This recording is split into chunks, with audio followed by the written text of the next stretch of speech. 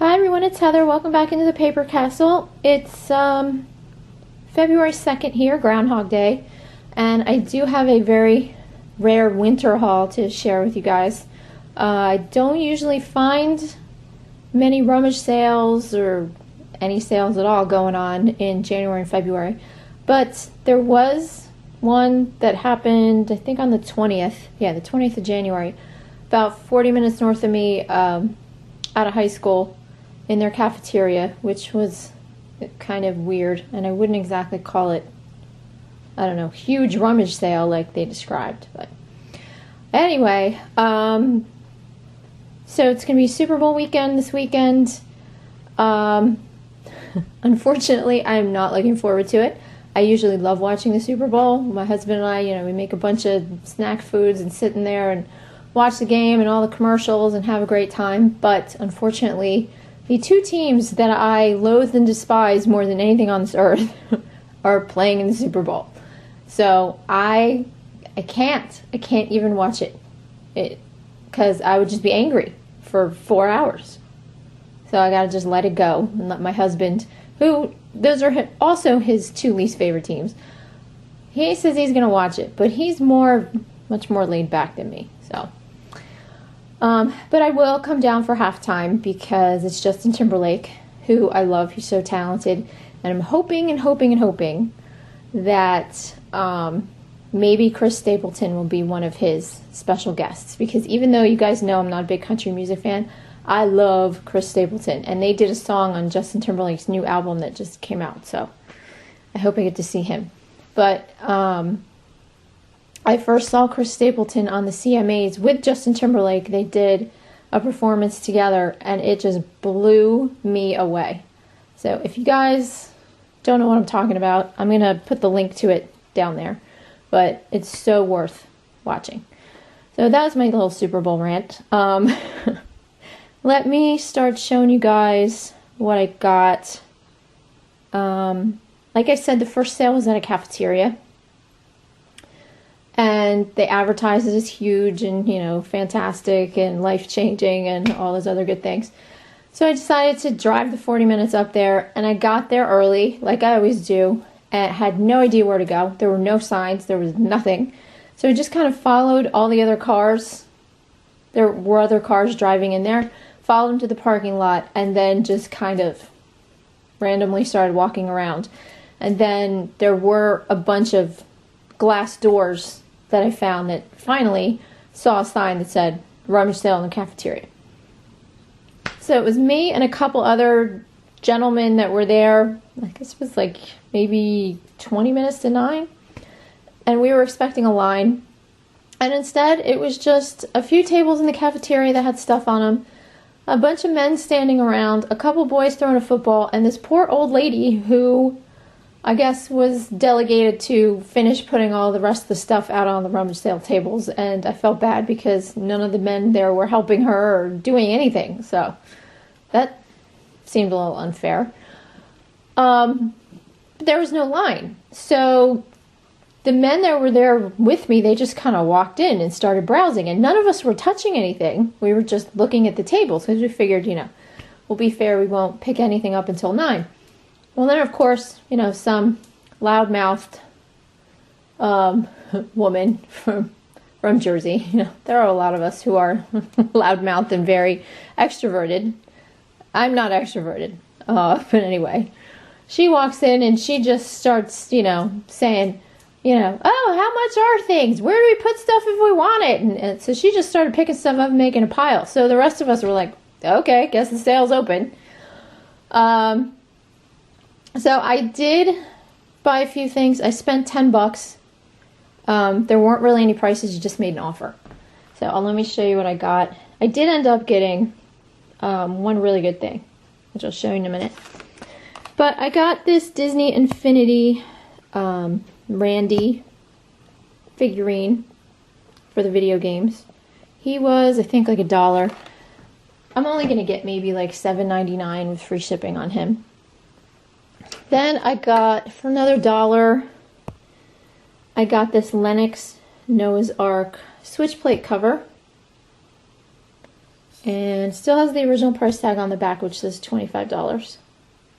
I think I put this up for 15 or 18 with free first class shipping. Something like that. And then I also got this little guy. This is a nutcracker ornament. And the reason that I bought him was because it was marked here on the side. And it says Scentsy 2014. For those of you who don't know what Scentsy is, it's like one of those companies like Pampered Chef. They kind of come to your house and do shows or whatever. At least I think you can get them to come and do private things at your house. You also see them a lot at flea markets and craft shows and stuff like that. The vendors will have all their stuff. But I've sold... Oh, I probably just broke him. No, I didn't. Sorry guys, I'm tired. It's been a really stressful week, which I'll tell you about in a minute.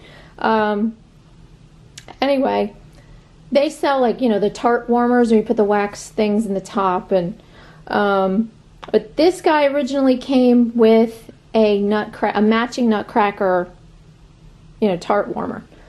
This guy's only probably worth about 10, but if you're ever out and you find the tart warmer with or without this little guy, pick it up if you can find it at a good price, because they're selling on eBay between like 60 and 80 bucks, which is a really good price. The next thing I got was this, whoops, got it backwards, this Totes Game Room desktop skee ball game. I don't think I'm going to sell this on eBay. I think this is going to be a consignment sale thing. It'll sell better on there. Probably, sell it for $5 or $6 and make 75% of that. But, still was worth it for $1. And we got to play with it for a little while, so that was kind of fun. And then the last thing that I got at that sale, there were 2 boxes like this. Long boxes. It just said silverware yard sale. And I love to buy silverware. Hate trying to figure out what the pattern is, but love to buy silverware.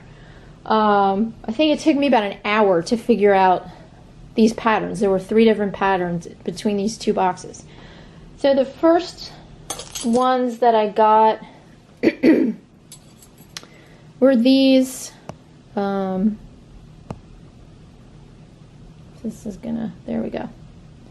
Very kind of simple pattern, and this one is from Oneida.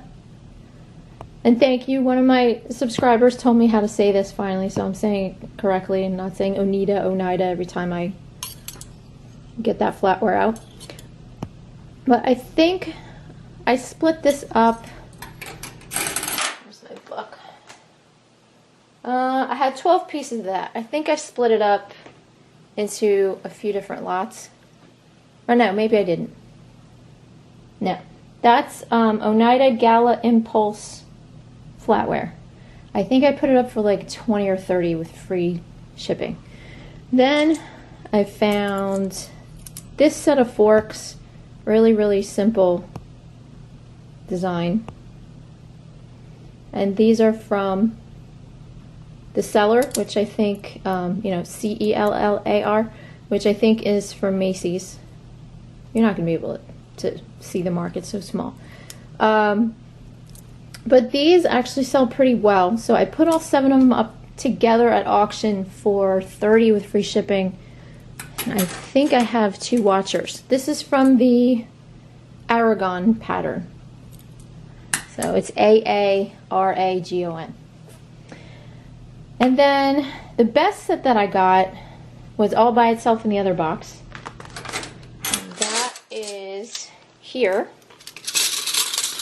And this set is called Regine, and it's from Reed & Barton.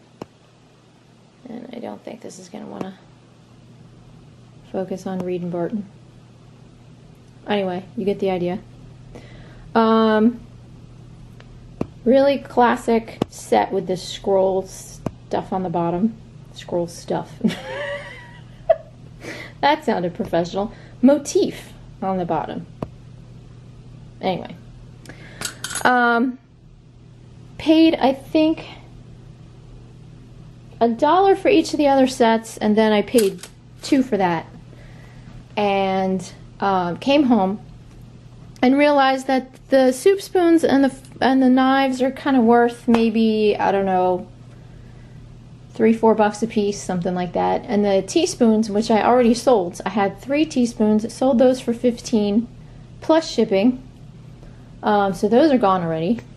So I already made my money back. But what I was really surprised to find was that these forks, and they look the same as everything else except for the fact that they're forks, on replacements.com, they want $60 for one flippin' fork.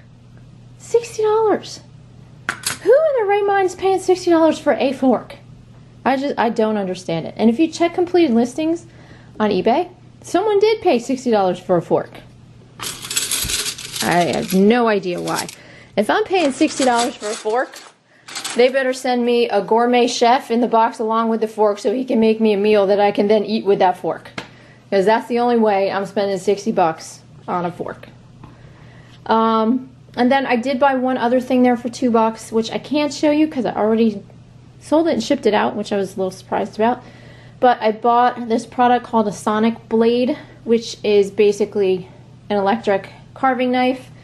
If you search sonic blade on eBay, you can see exactly what I'm talking about. Basically has a base that holds the 2 knife blades, the rechargeable battery, and then you get a handle that you can plug one of the blades in the battery into and, carve away. And the instruction booklet. I paid $2 for that, and I sold it for $22.99 plus the buyer paid priority shipping. So I've been experimenting a little with, charging shipping now instead of doing free shipping. I want to see if that makes any kind of difference. All right, then at the sale I hit when I dropped my daughter off, I only got a couple things there. It was really cheap. I got a bunch of Wilton cake decorating tools that look brand new in the package, except the packaging on one split a little bit, but that's okay. Paid $1 for all these. Got decorative scissors. These are all for cutting fondant, or as Buddy from Cake Boss would say, fondant, which drives my daughter up a wall. She can't stand when he says that. Every time, because she loves to bake, so she likes to watch Cake Boss, and every time he says fondant, she's like, what is he doing? She's like, the man's from Jersey, just like us. She's like, why does he have to say it like, he's some foofy-doofy person? I'm like, I don't know. So she constantly yells at the TV, it's fondant! Then I got this mini punch that punches out a little flower shape, and then this texture press, which puts this diamond pattern into your fondant or gum paste or whatever you happen to be using. Hoping to get maybe 15 because I'm going to sell those all together. We'll see. Haven't listed those yet. And then the other thing I bought, I have to test first, but she said it worked. This is called an AliMed IQ Duo Plus alarm.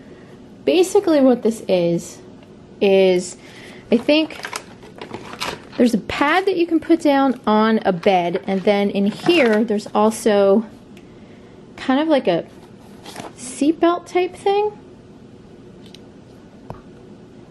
If you can see that there. And you hook this little alarm up to it.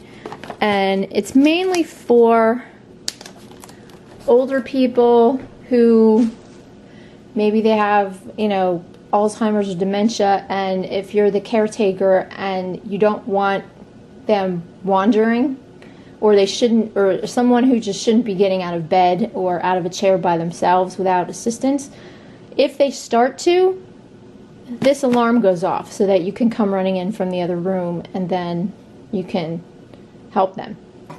So she said she used this with her mom. I paid $2 for this, and I should be able to get, I think, at least 30 to 40. Some other sellers on eBay want a lot more for this, but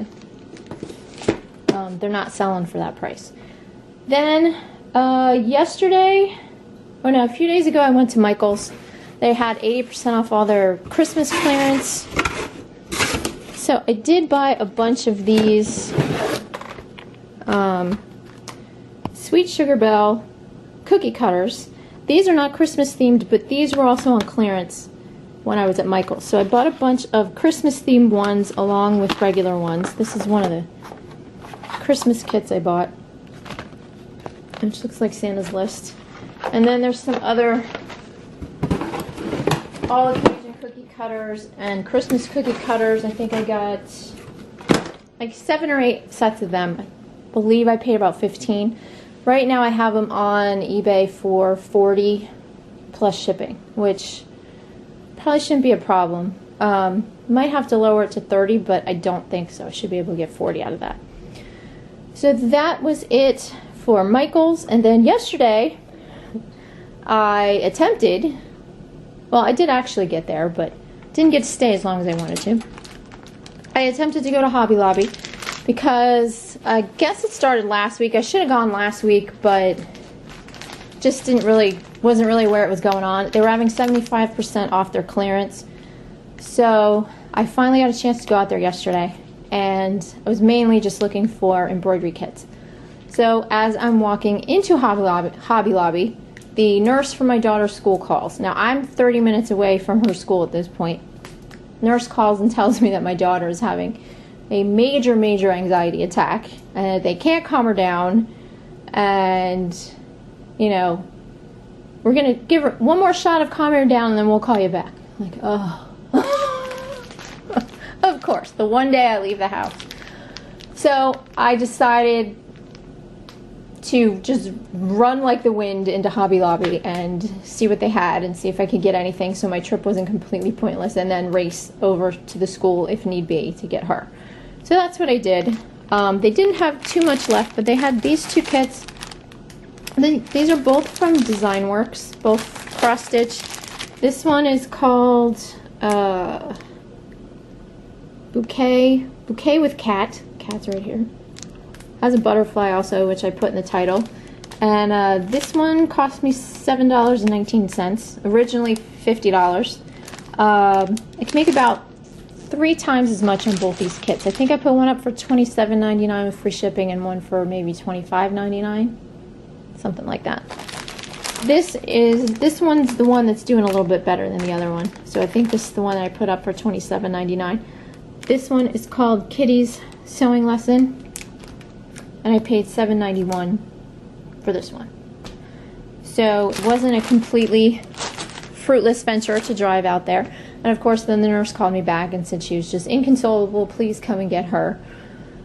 So I raced like the wind back to her school and picked her up, and turns out that among other things, like, you know, issues with friends and I guess, you know, stressed out about homework, she was completely stressed out because we have 2 cats. One is indoor-outdoor, and the other one, until the past couple weeks, has strictly been outdoor her entire life. She's a feral cat, but she is a sweetheart. But God forbid if you try and, like, pick her up or do anything with her, she'll bolt. So we have never, unfortunately, in probably 12 years that she's been coming around, we've never been able to trap her. We've never been able to catch her to bring her to the vet. For some reason, the past 2 weeks, when I've opened the door to feed her, actually longer than the past couple of weeks, she's just walked right into the house, which she's never done. And so we ended up kind of closing the door behind her and trying to keep her in for like 5 minutes and 10 minutes and then 15 minutes to try and get her to get used to the house, because we knew that cold weather was coming. And in the past, she's never, you know, wanted anything to do with staying inside no matter how cold it is. But we noticed she was losing a lot of weight, so we didn't want her to be outside. So we did manage to get her used to the house, and when it got really cold a few weeks ago, she stayed in all night, and she's been staying in all night ever since. And then I was planning on taking her to the vet anyway, and then on top of all this, she got like a really bad respiratory infection at the beginning of the week. So I called the vet Monday, and they're like, oh, you can come in Friday. I'm like, Friday? So this whole week, we've all been stressing out about the cat because she's never been to the vet. I don't know what else could be wrong with her. If she's got kidney issues or thyroid issues or diabetes or what. I know she also has tapeworms, which is a contributing factor to her weight loss. And then she's got this respiratory thing. So I try to explain to my kids that, she's old, especially for an outside cat, and I don't know what the vet's going to say. Well, my daughter translated that into, you're going to put her down. I'm not going to put her down. Yes, you are. So I guess all week she's been upset that I was going to take the cat to the vet and the cat would never come back. Because my family, they think that I'm heartless when it comes to the animals, and I'm not. It's just that I used to be a vet tech, and when it comes down to making that decision, which unfortunately we've had to make a lot because we've had a lot of pets in the past, I think with my head, the vet tech part of my brain instead of my heart. So I think about what's best for the animal and if they're suffering and if they're in pain and will this help them and all that. So my family knows this. So they know that it's not as hard for me to make that decision as it would be for them. So that's why they don't like me going to the vet by myself. They think I'm going to come back without an animal, which is totally not true. But I remember when I first started working and we had to put our first pet down, I was a basket case. I just cried and cried and cried. And my boss came in the back and he looks at me and he goes, you're going to get used to this. And I'm like, no, I won't. I'm never going to get used to this. He's like, yes, you will. And lo and behold, I did. You just have to kind of, in order to do that job and not be a complete wreck every day, that's what you have to do. And I remember when we had to put our family dog down when I was about 24, 25, I drove all the way back home. I was in Maryland at the time, but drove all the way back home to Jersey and went with my mom and held the dog, while the vet did it. And I didn't shed a tear. And my mother started screaming at me about, what a heartless person I am. And it wasn't that I didn't love the dog. I loved him with all my heart. It's just, I don't know. So when I got done at the vet today, because I was completely stressed out about trying to even get her in a carrier, which I did manage to do, which was a feat in itself. I got her in the carrier. I took my other one too, who he's been very jealous, so he's just been hunting outside all week, bringing me all kinds of gifts because he's jealous that she's in the house. So we've had 2 mice and 3 birds that look like they've exploded between my porch and inside my garage. So it's been an eventful week. So I took them both and found out that she has FIV, which is like feline AIDS, but not a big deal.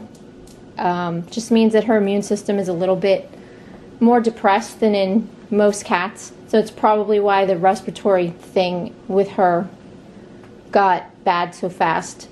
So she got a high dose of antibiotics, and she finally, thank God, got a rabies shot. And it gave her a couple of steroids, I think, to make her feel better. And got antibiotics to hide in some chicken to give her here, because I don't think I can pill her. They gave her some sub-Q fluids and sent her home, and I take her back in a month to get actual blood work and deworming done, because her immune system couldn't handle deworming today. So, and then needless to say, I had to call my son and my husband and call my daughter at school and tell them all how the cat was and that the cat came home. So that's it for me, guys. I do actually have a rummage sale to go to tomorrow on February 3rd, which I'm kind of excited about. I don't even know if I'll buy anything because it's a weird situation. It's it's a rummage sale up in Short Hills, New Jersey. And for those of you who don't know Short Hills is like the Beverly Hills of Jersey. It's very, very foofy-doofy. They have a mall up there that has like every high-end store you could ever think of. I think I've been there once in my life. I think that's where like, you know, the Real Housewives of Jersey shop for their leopard print. Me, on the other hand, it's just not my thing. Even our own mall, like 20 minutes from here, is too foofy for me. But this church in Short Hills is having a rummage sale. So what I usually do is I go on Craigslist to find my rummage sales. I've had a lot of questions about that. Everyone wants to know how I find so many. I go on Craigslist and I go to the garage sale section and specifically search for rummage.